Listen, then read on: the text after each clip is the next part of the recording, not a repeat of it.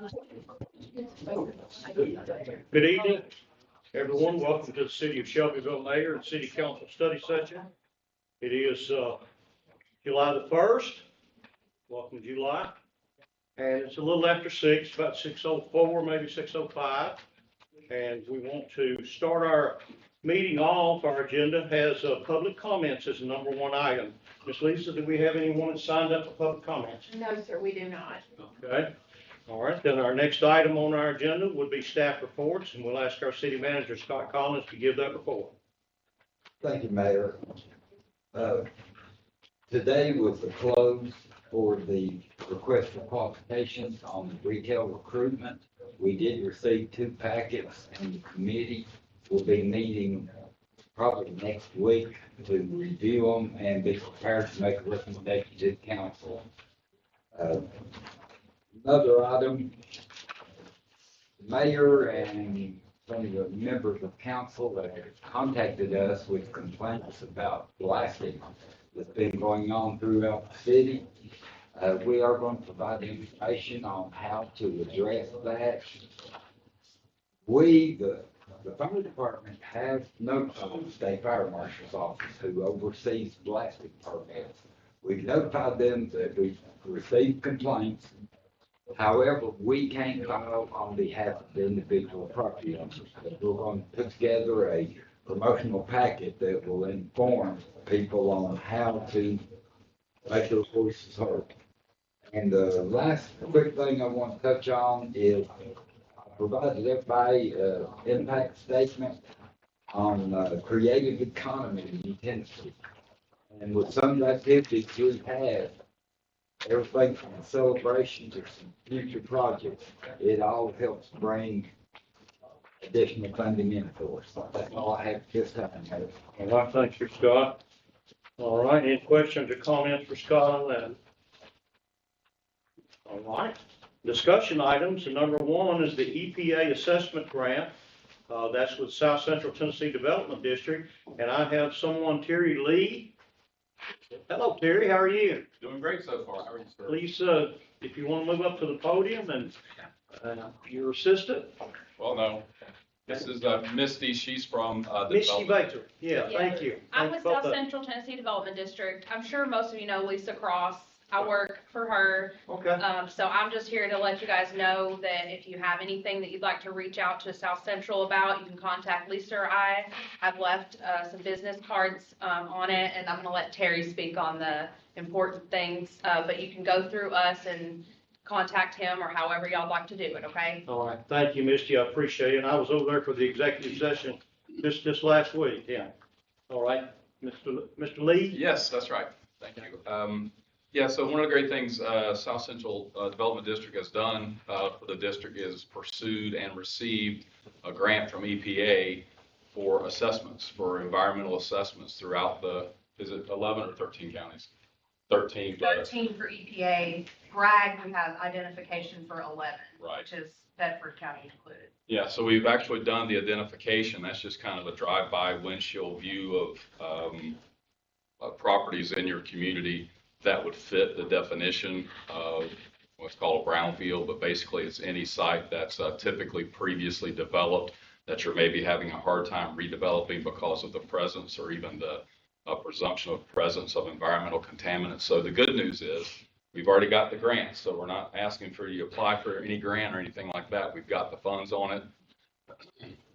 It's open for sites right now. I think when we did the application, if you look on, this is the information that I put on the table when I first got here. You guys, Shelbyville was a non-lead applicant. I think we had at least 2 sites in our application that you guys had identified early on as priorities. One was a former dog food factory and one was a pen and pencil manufacturing facility. So there's no match for the city. There's no cost to the property owner. It's a $1.5 million grant. We have up to 4 years to spend it down. It pays for phase 1 environmental site assessments, which typically is just a history of the property, kind of tell us whether or not there should be some concerns with the property for environmental contamination just based on the past uses. It also pays for phase 2, which includes drilling, groundwater testing, soil testing for metals or vapors, includes asbestos material testing, lead-based paint. And like I said, the grant's already been granted, so there's no true application process for you whatsoever. All you need to do if you have a site that you want to, you can use this grant as an incentive. It's an economic development tool from EPA, so you can use it as an incentive on any of your properties that maybe have been stuck for a while, whether it's gas stations, dry cleaners, manufacturing facilities, machine shops, anything, old restaurants, anything that's underutilized in your community, and you think the environmental testing piece could help further it along or get it to development or help the owner out in terms of marketing it or help a buyer out in terms of helping close the deal, it's there. All we need is the owner's permission to come on the property, and we can get the process started. And we provide the information to the property owner and to SCTDD and to the city. If I have a point of contact, would be nice for me from the city. If there's somebody that could be a point of contact for us or for me, Mr. Collins. I saw like 3 fingers pointing to him at once. You guys have my business card too. And again, one of the things that I do for communities, if you have properties that you even want me to reach out to the property owner and see if this is something that they're interested, I'll do that on your behalf if you're comfortable with that. If an owner says, I'm not interested, and that's pretty much the end of it. So we want to try to find properties where the owners are interested in it, the city's interested in having some redevelopment done, and where, I mean, the grant on some of these, I mean, the work on some of these properties can be start at 20,000, 30,000, 40,000. That's a nice incentive for the city to say, I have this money in my back pocket, and we'll help you with this project to get your environmental site assessments done. Any questions? Yeah. Is there a limit or cap per city, per se? We haven't really discussed that in terms of deciding, take the whole amount of money, divide it by 13, everybody gets the same share. It's kind of a first come, first serve right now. You guys are like you and Fayetteville are our focus areas as far as our grant application went. So you have a lot of brownfield sites here. Yeah, we've already started work in Fayetteville on their craft cheese factory, right? I think we did the phase 1 on that, or phase 1 site visit last week on that one. So we're ready to start work on sites if you guys have them. Yeah, well, I know you do. The key is that, it's something that you want to try to, move toward redevelopment some way where the property owner's like, yes, I've been waiting for this. I don't want to take $4,000 or $10,000 or $40,000 out of my pocket to prove, what I have environmentally to get it even to market.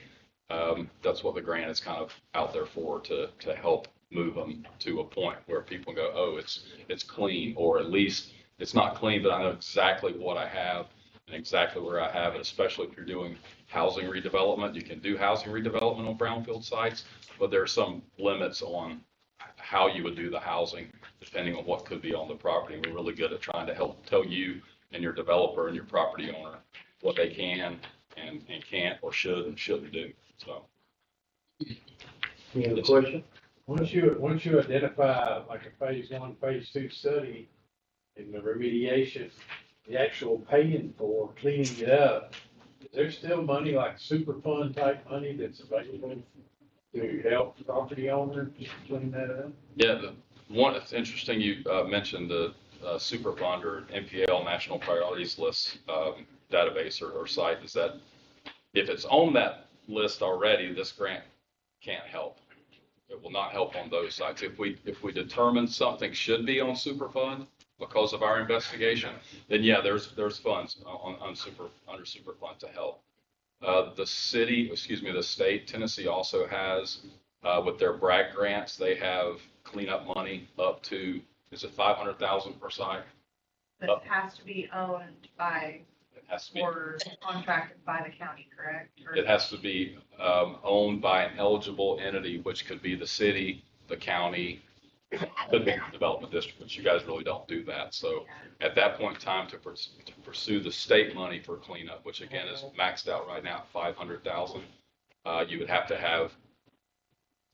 We're trying to see if you could just have site control and not actual ownership. So if you have an option on the property, then you can move forward with it, and you haven't had your hands tied by buying it, an albatross or whatever. So we can work with you on that. If you have particular sites in mind, we could actually do the applications to the state for the cleanup grant if we get that far along. That's what we'll probably end up doing on the cheese factory site in Fayetteville. So I'm Terry Lee. You've got my card. You got there's a little bio on our company. We have an office in Columbia, so we'd be working. Okay, great. Thank you. We have an office in Columbia, so we'd be working Shelbyville from there, and love to get some sites from you and help you move some things along. I was here. It's been 2 years since I've been in Shelbyville, and I noticed a lot of nice changes, especially around your courthouse. So keep up the good work. Thanks for having us tonight. Thank you. Thank you. We appreciate you being here with us, Mr. Lee, and we'll sure keep that in mind. And Ms. Baker, thank you for being with us tonight, too. Thank you. Okay, the next item is a local grant application, and this is for the Tennessee State Chili Cook-Off. And this is in July, by the way.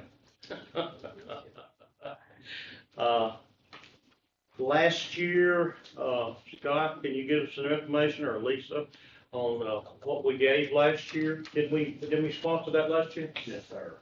In 2024, gave 3,000, 2023, 2,500. And this does bring in tourists and people from all over the country competing, right? Is this regional or national? Do you know? It's the Tennessee State Championship for chili cook-off. Okay. That's why you said it's like And it's how many days? 2. Okay. Okay. All right. We don't vote on anything tonight, but anybody got any ideas, thoughts, or anything like that? Today on this? Mr. Cannon, I believe, is this update. Yes, sir. Okay. Okay. Anyone have any thoughts? All right. All right, let's think about that. Number 3 is our local grant application for the American Mule and Bluegrass Festival. And I think we partnered with them on tourism and the hotel motel tax funds. What did we do last year, Scott, or the years before? Last year, the mayor and city council did 5,000. Years previous, 2022, 2023 was 3,500. Okay, and how many days is this one? I have to check. Okay. I want to say 2, maybe 3. They have 50 hotel rooms, but Okay. I can't see the number of days duration. Well, we'll probably have more information before we vote on it. So that'll be next week. Yes, sir. Okay. Or any thoughts on that? Any mule riders? Any bluegrass singers? It's a good festival. The chili cook-off is also good. All right, the next item, number 4, is our IT policy, physical and environmental security policy. Scott, do you handle that, or does our Mr. Cade, our IT director? Cade? This is just another line of the policies that are demanded by the state. It outlines the need and processes for securing your information systems physically. We already have policies and stuff for digitally, cybersecurity, hacking, that kind of thing. But it's just as paramount that a random person can't walk in and touch your stuff any as well as get to it through the internet. So this is just a policy that addresses that, your needs for keeping your systems behind locked doors and only allowing certain people access, as well as critical files, information the state classifies not just digitally, but physically. So our HR records or medical files have to be securely stored just as well if they're printed out as if they're digital. And that's all the policy covers. Okay. Appreciate that. I noticed there was a multiple amount of pages in our. It is a lengthy one, but a lot of it boils down to keep sensitive stuff in a locked drawer or behind a locked door. And the server room needs air conditioning and backup power if you can provide it in case of an emergency. That's what it boils down to a whole lot, but. Anyone have questions for Katie? All right, thank you, sir. Thank you. All right, old business, ordinances, second and final reading, public hearing. An ordinance of the Shelbyville City Council to amend the Shelbyville zoning map by approving the rezoning of approximately plus or minus 0.33 acre owned by the city of Shelbyville, Tennessee, Industrial Development Board, and addressed as 218 Eagle Boulevard and referenced in Bedford County tax records as tax map 090A, Group A, partial 33.08, and attached Exhibit A from Commercial 2, which is C2, General Business, to Industrial 2, I2, General Industrial, and repealing any ordinance or portion of ordinance in conflict therewith. This received a favorable recommendation from the Planning Commission. Everybody remember hearing about that before? Any questions, comments? All right, let's move to B, an ordinance of the Shelbyville City Council to amend the Shelbyville zoning map by approving the rezoning of approximately plus or minus 30.35 acres owned by the city of Shelbyville, Tennessee, addressed as 231 North, 2764, and referenced in Bedford County tax records as tax map 059, partial 014, and attached as Exhibit A and Exhibit B survey from Commercial 2, C2 General Business, to Industrial 1, I1 Light Industrial, and repealing any ordinance or portion of ordinance in conflict therewith. This received a favorable recommendation from the Planning Commission. Any questions on that? That is the airport property that we had purchased, and MTSU, I think we needed that rezoning for them to start construction, okay? All right, new business, first readings, we don't have any. Resolutions, we don't have any listed. Business items, we have none. Purchasing and bid items, we have none. Sir? Mayor, we will be adding to the regular meeting agenda, if we can bring the committee together to review the RFQs, we may have an item there. Okay. As of now. All right, thank you. Our appointments, our beer board, council appointment, 5 members, 1-year term.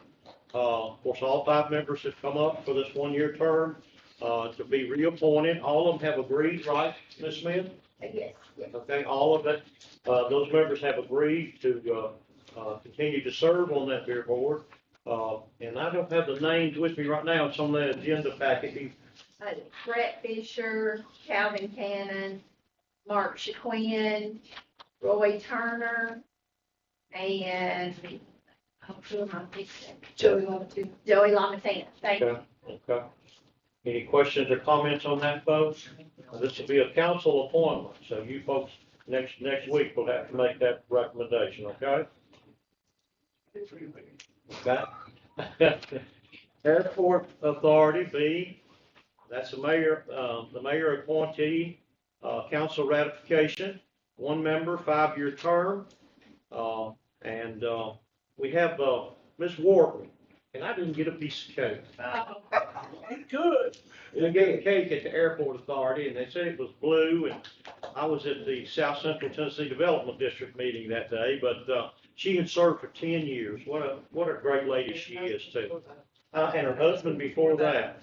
And I have had a recommendation given to me, I can mention it tonight, I'm sure, Brent Kennedy, retired captain in the United States Navy, helicopter pilot, had been in banking in Shelbyville and now is kind of in retirement, and he has been recommended to fill Ms. Wharton's position. If you have another person in mind, please get with me. You can call me director. Please get with me and let me know that member that you may have as a recommendation. Again, we won't name that until next week, and you guys will have to ratify the name that we give that night. The library, we do have, and Lisa gave me that tonight, I think. With the email, okay. I did, I got the email and printed it off today.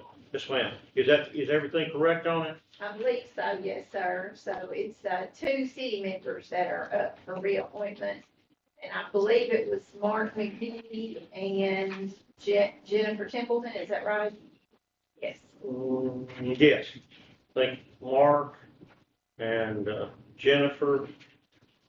And then, I have the chair of the library board. Their term ends on June 30th, 2026, okay? So 27, Ms. Belton's a city, recommendation also, right? I believe she is. I believe we appointed her to finish Ms. Pittner's term. Right, So, okay, okay, all right. So Mark McGee and Jennifer Templeton, are the two. Have they both, agreed to serve again, or have you had time to check them out? According to Ms. Petty, they both agreed, sir. All right, all right. And the library is one of they do have term limits. Yes, ma'am. So their new term would be for 3 years, and then they would have to roll off. Okay. Okay. All right, Mr. Feldhouse has served us, for a long time on that library board, and Ms. Noel now is on the library board, serving as our council representative. Again, if we have any more names on that, is that named by the mayor or by the council? Ms. Smith, you know? I believe it's a mayor appointment with council ratification. Ratification, okay. So if you have someone else in mind besides those two people, just let me know and we'll move forward with that. Other business tonight, I don't have any more. Does anyone else have any other business that we need to? If I could, Yes. Mr. Mayor, we just found out today that the PEP grants that the council applies, that the city applies for, the council approves us to every year through our PE Partners, our insurance company. I call them PEP, that's an old name. The insurance company, and there are 4 of them, and they're 50-50 matches. But we do a resolution that covers all 4 of them for us to apply for all through the year. And we just found out about them today, that they're starting to open for this year, so the resolution will be on the business agenda. All right, thank you so much for that. All right, announcements, and I always ask Ms. Smith for that. Ms. Lisa Smith, our city recorder. Lisa, would you please? Just have one. City Hall will be closed on Friday, July the 4th, in observation of Independence Day. And we encourage everyone to go out to the park and enjoy all the festivities. Okay, all right, we have fireworks, beginning 8:30 and 9 o'clock, something like that, and then that's a joint effort by the county and city as far as the purchase of the fireworks. That is the Shelbyville H.V. Griffin City Park and Recreation Area. Anyone else have anything else? Have a motion to adjourn? So moving. All right, all in favor? All right, we're